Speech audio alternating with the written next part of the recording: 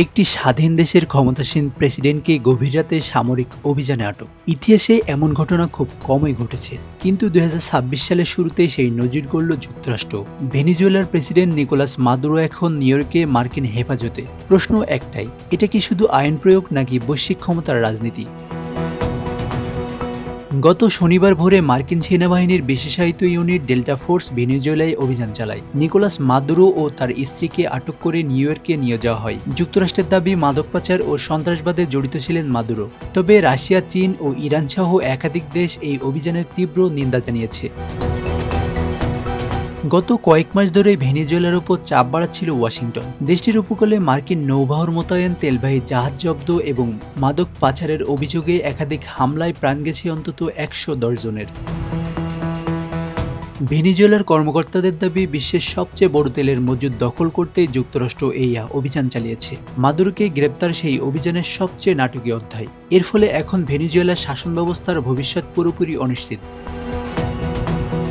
এই ধরনের অভিযান যুক্তরাষ্ট্রের ইতিহাসে নতুন নয়। ১৯৮৯ সালে মধ্য আমেরিকার দেশ পানামায় গভীর রাতে হামলা চালায় যুক্তরাষ্ট্র। লক্ষ্য ছিল সামরিক শাসক জেনারেল ম্যানুয়েল নরিয়েগা। অথচ একসময় তিনি ছিলেন সিআইএর ঘনিষ্ঠ সহযোগী। কিন্তু ক্ষমতায় এসে মাদক পাচার ও কর্তৃত্ববাদী শাসনের পথে হাঁটলে বদলে যায় সম্পর্ক। মার্কিন সেনা নিহত হওয়ার ঘটনার পর শুরু হয় অপারেশন জাস্ট কজ। নরিয়েগা আশ্রয় নেন ভ্যাটিকান মিশনে। তাকে বের করতে অভিনব কৌশল নেয় মার্কিন বাহিনী। ২৪ ঘন্টা উচ্চ শব্দের রক মিউজিক বাজানো হয়। শেষ পর্যন্ত ১৯৯০ সালে গ্রেপ্তার হন নরিয়েগা। তাকে যুক্তরাষ্ট্রে নিয়ে ৪০ বছরের কারাদণ্ড দেওয়া হয়।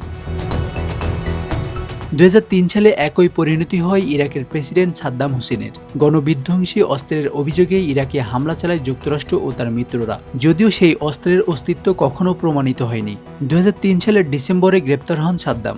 মানবতা বিরোধী অপরাধে ২০০৬ সালে তার ফাঁসি কার্যকর হয়। এই যুদ্ধ ও দখলদারিত্বে প্রাণ হারান ২ লাখেরও বেশি বেসামরিক মানুষ।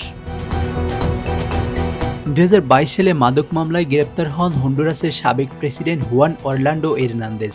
একসময় তিনি ছিলেন যুক্তরাষ্ট্রের ঘনিষ্ঠ মিত্র।